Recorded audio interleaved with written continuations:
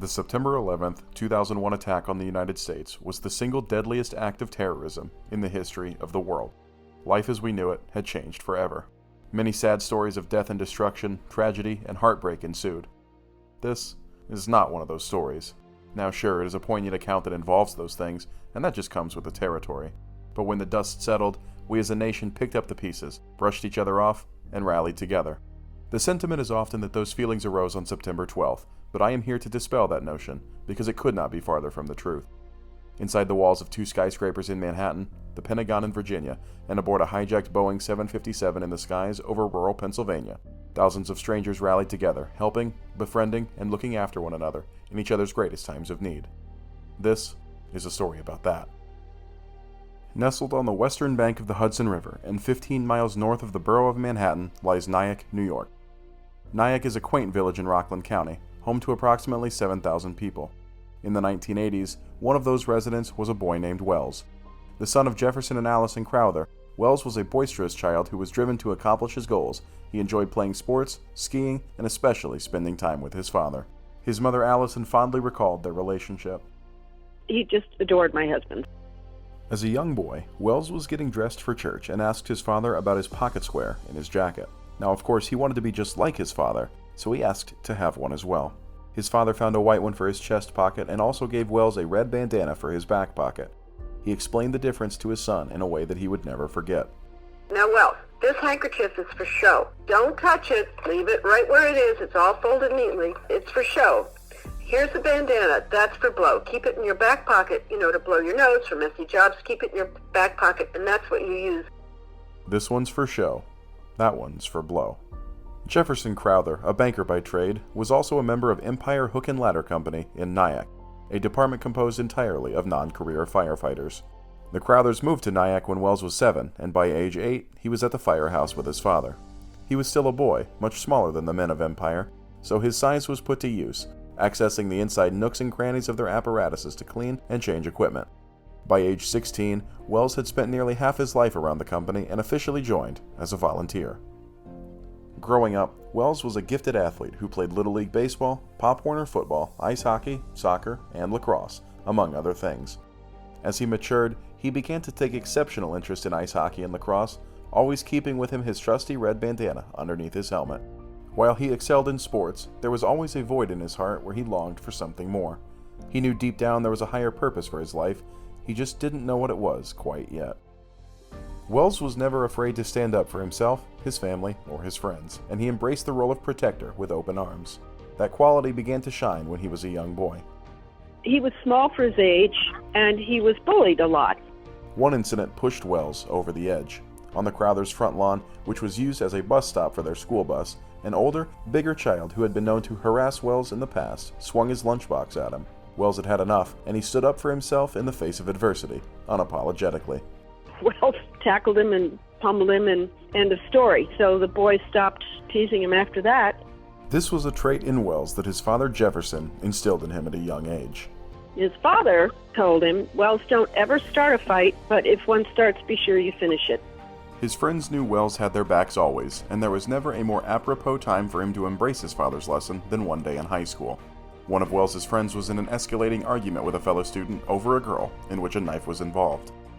All these high school kids were standing around watching what was going on, and Wells went right into the middle of it, walked up to his friend and said, look, walk away, come away with me now. What you do right now is going to affect the whole rest of your life. This guy isn't worth it. He's no good. Just turn around and walk with me. And he refused it. He walked his friend off and saved this boy from a major problem. In the midst of an incredibly precarious situation, Wells walked straight into the chaos to do what he could do to help someone in need. Something that, while unbeknownst to his friends and family, was a subtle moment of foreshadowing on a scale they could not even begin to imagine. Wells attended Boston College, where he played lacrosse. He made a name for himself on campus, but never lost his roots in caring for others. His mother Allison learned from Tom Rinaldi during research for his book, The Red Bandana, of a girl at Boston College that Wells befriended. She was a shy, quiet girl, and she did not know many people on campus. Wells would go up to her and ask how she was doing, taking a genuine interest in her day. This small gesture of kindness meant the world to an introvert who was a stark dichotomy compared to Wells's extroverted nature. She said, that absolutely made my day. It changed my day. Wells embodied the Boston College mission statement to educate leaders who will affect the social order by using their education and God-given talents in the service of others, something that is still recognized and honored to this day. Upon his graduation, Wells took a job with Sandler O'Neill & Partners, an investment banking firm located on the 104th floor of World Trade Center 2, the South Tower. Wells loved his job and took great pride in it, but that feeling of something more lingered. He couldn't shake the thought that something bigger was in store for him, and he took these instincts very seriously. Felt his life was meant for something different. Wells displayed a desire to find this calling and entertained it in many ways, most notably in considering a career change that he discussed with his father. My husband had said, well, if you join the fire department now, you're giving up a terrific earnings opportunity with Sandler O'Neill. His father suggested waiting to consider applying to join the FDNY until after he had a few years of earnings under his belt, at maybe around the age of 30. But that was the end of the conversation, and the Crowthers never heard any more of it from Wells. The last time he was at home, right before he left to catch the train to his apartment in Greenwich Village in Manhattan, he walked over to his college photo and told his mom he thought he may have made a mistake. Thinking he was joking about his gelled hair in the picture, Allison laughed it off and told him he was very handsome. Wells wasn't joking about his participation in the fads of the era. In fact, he wasn't joking at all. Something was weighing very heavily on his heart. You know, Mom, I don't know what it is, but I do know this much. I know I'm meant to be part of something really, really big.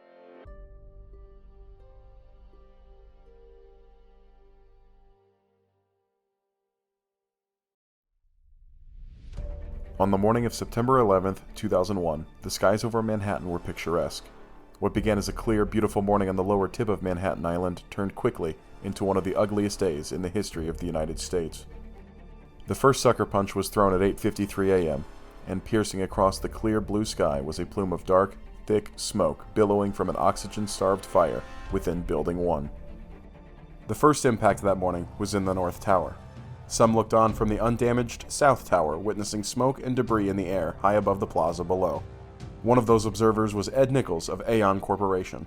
His office was on the 102nd floor of the South Tower, and it faced to the east, with no clear view to the North Tower. In turn, he and his co-workers had no idea of the unfolding situation across the plaza. All of a sudden, we heard this muffled sound, and we look out the window, and we see bits of paper like confetti just flying all over the sky. We had no idea what was going on. Most were like Ed, however, and only felt and heard the first explosion. They were unaware of exactly what was going on, and entirely oblivious to the gravity of the situation unfolding. We went and looked at the other tower. We could see something was going on, but we couldn't tell exactly what. It looked like there might be flames coming out of the side, and there's confetti and so forth. The paper was just incredible. And so it was decided that we had to get out of there. Many workers from the top floors of the South Tower gathered in the 78th floor sky lobby, where the upper level's local elevators connected with express elevators to the ground level. They descended to decide their plan of action after their sister building was hit. Ed and his co-workers initially decided they were going to walk all the way down to the ground, but were told they should go back to their offices. The problem was confined to Tower 1. Of course, at the time, the incident was still considered to be an accident. Ed and a friend decided against returning to their offices, however, and remained in the 78th floor sky lobby, preparing to descend and drive home. We said, no, it's just time to go home. And as we're standing there talking, all of a sudden the airplane came in. The sky lobby turned out to be one of the worst places in the entire complex to be, as it suffered a direct impact by the second jet. I thought it was a bomb or something. Nobody could have any idea what was going on. The first plane was guided into the building with precision, ensuring a straight-on hit between the 93rd and 99th floors. In the South Tower, however, the plane was flown much more erratically and faster. Because of this, the plane nearly missed the building entirely. The aircraft banked sharply in the moments preceding the crash, resulting in a much more offset impact to the eastern corner of the south facade. For Ed, this was the difference between walking away and not. And the only reason that a few of us were able to survive is where we were in the building. While the airplane struck in the southeast corner of the building, Ed stood with his coworker on the western side. Inside what was left of the 78th floor sky lobby was chaos, beyond the most terrifying nightmares. Eventually what happened is I was personally just stammering around trying to figure out how to get out of there. There's a lot of people who were no longer with us. all over the floor, and then the fire started getting really bad. He looked for a way out as the fires began to envelop what was left of the 78th floor sky lobby. Ed encountered two men trying to help. In the midst of the confusion, any number of people who survived the initial explosion may still have not made it out without knowing what was safe and what was not. I was told by the one guy, let's go in one direction, and if we would have gone in that direction, we would have gone. Through the hysteria, another voice rang out. He thought he'd found a way out. Miraculously, architects were to thank for many lives being spared and enabling those above the impact zone a chance at escape, something that was not possible in the North Tower. The South Tower impact was much lower on the building, between the 77th and 85th floors. This, coupled with an architectural quirk, were the saving grace for those trying to escape from the impact zone and above. Incredibly, the 78th floor sky lobby's elevator designs did not allow for the three stairwells to run up the interior of the building as they did for most of the ascent to the top floors. In an extraordinary stroke of good fortune, the stairwells broke away from the center of the structure above the 78th floor sky lobby. According to USA Today, these stairwells led tenants down a 52-foot-long corridor to the exterior edge of the building on the 82nd floor, bypassing the sky lobby before another hallway several floors below, on the 76th, ushered them back. This quirk was due to the design of the elevator equipment room, causing the divergent stairwells to be necessary. Because of this design peculiarity, one stairwell in Building 2, Stairway A, remained passable because it was in the western extremity, missed by a sharply banked jet that inflicted damage primarily to the east corner of the south facade. No other stairwell in either tower was further away from the impact than the South Tower's Stairway A. Countless first responders showed up that day. Some stayed on the ground, some made their way up to help, but many were already upstairs. They were everyday civilians just trying to go to work and make their living, but they decided it was up to them to help who they could, no matter the risk to themselves. One of those civilians was the man in the red bandana. We were told by Wells, as I now understand it, that he thought there might be a staircase that was passable, and we did find a staircase. It was barely passable. We had to climb over a lot of rubble. Ed began the descent, two of his co-workers in tow. They had found Stairway A, the only surviving staircase in either tower. Their descent took them down to the express elevator on the 40th floor, where they descended to the ground level and escaped the mayhem unfolding.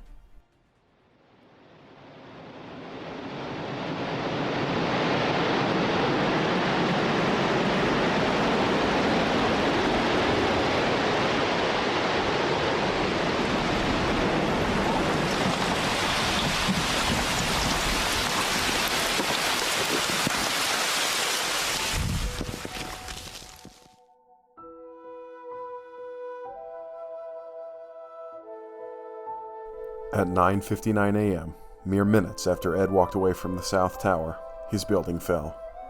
29 minutes later, at 10:28, the North Tower followed, ending the 102-minute ordeal and marking the beginning to a whole new nightmare, one that families, friends, and loved ones could not wake up from.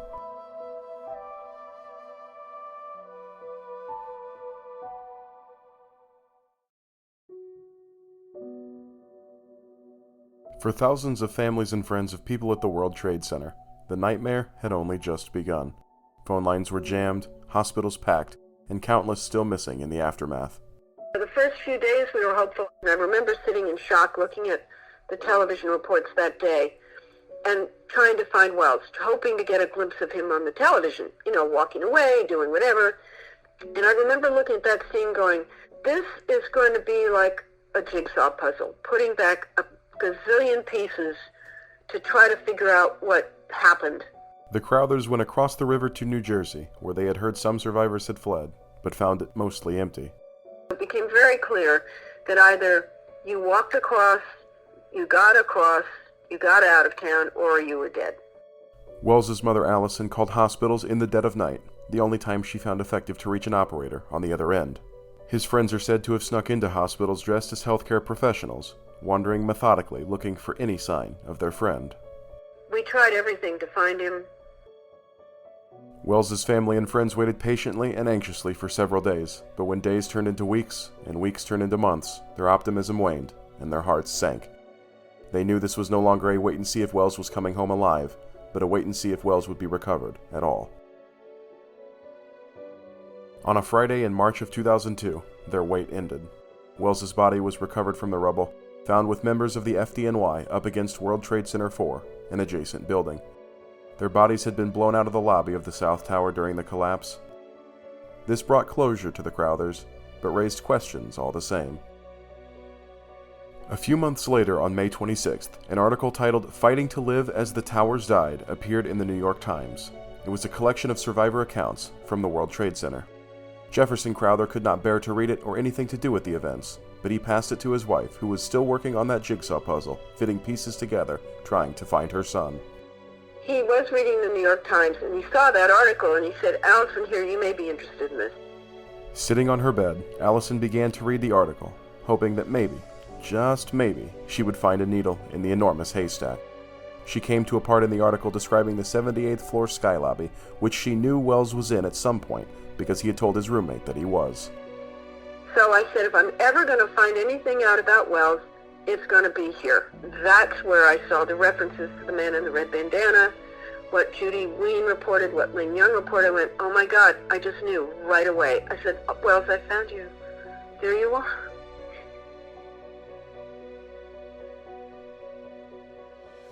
Allison tracked down the ladies who referenced the man in the red bandana to verify that it was in fact her son they were referring to.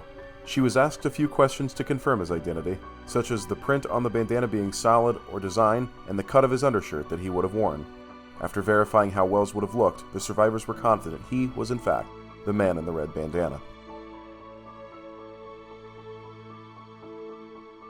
Just 2 days prior to September 11th, Wells and his parents went out to dinner. It was the Sunday after Labor Day, and they met downtown. Wells reached into his pocket where he kept his wallet and comb, as well as another surprise to his mother, Allison. And I looked at that, I said, Wells, are you still carrying that thing? You work on Wall Street now. You still carrying that thing? You're a grown man now. And he just didn't say anything. He just kind of smiled with a smirk and nodded, and yep, back it went into his pocket. It was this small moment forever etched in the memory of Allison Crowther that confirmed that the red bandana had become synonymous with Wells in the eyes of his family and friends. She did not know it, but soon it would become synonymous with courage and selflessness, not only to the Crowthers, but to the world. It seemed that Wells knew of the importance of the red bandana, though. He just didn't have a situation to attribute the importance to yet. In another story uncovered by Tom Rinaldi, Allison learned another story she did not know about him, as well as another of his eerily prophetic quotes.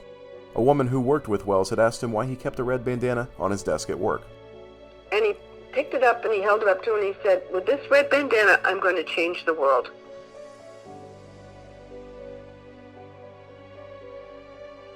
As many as 18 people are thought to have been led to safety and saved by Wells Crowther on September 11th. These included Ed Nichols, as well as Lynn Young and Judy Ween, who referenced him in the New York Times. Wells never left the South Tower, instead opting to remain in the lobby with members of the FDNY, utilizing his training and skills to help others, even at great jeopardy to himself. Just like placing himself squarely into danger to walk his friend out of an escalating bad situation in high school, Wells walked straight into supreme peril in the South Tower, never stopping to think about the hazard these actions posed to himself. That just wasn't who he was. Or when he stopped to speak with a shy girl at Boston College and ask about her day. He cared about others with a genuine heart and did what he could to make their days and lives a little bit better because he was there. His actions were courageous and heroic, but to his mother Allison, it was just Wells being Wells. He was just caring for others while utilizing his skills and training. Wells has been honored in a myriad of ways by various entities since his passing. His alma mater, Boston College, has begun a tradition known as the Bandana Game, where the football team wears special uniforms with bandana print on them to honor their fallen hero, who, in the words of Boston College football coach Steve Adazio, embodied what it meant to be a BC man. He was honored by President Barack Obama at a dedication ceremony of the National September 11th Memorial and Museum on the site of the former World Trade Center complex. The most moving of all, however, was when he was posthumously honored by the FDNY as an honorary firefighter. This was a poignant end to his lifelong search for his greater purpose. After his passing, a nearly complete application for employment to the New York City Fire Department was found in his Manhattan apartment. Only Wells knows if he intended to heed his father's advice on waiting to join the FDNY, but circumstances forced his hand, and he went to work anyway.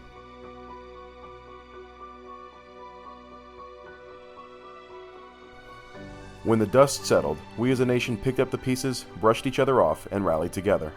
Amidst the worst tragedy of our lifetimes, those who were there showed true humanity and selflessness, extending a helping hand to aid one another in each other's greatest times of need. Wells Crowther was truly a microcosm of the sentiment of the day. It is not a sentiment that began on September 12th, not for a second. It unquestionably began, squarely, on September 11th. They didn't know his name. They didn't know where he came from. But they knew their lives had been saved by the man in the red bandana. It seemed Wells knew of the importance of the red bandana and the importance he himself would bear on September 11th. In retrospect, it seemed Wells was more in tune with his intuition than anyone could have ever imagined. I don't know what it is, but I do know this much. I know I'm meant to be part of something really, really big.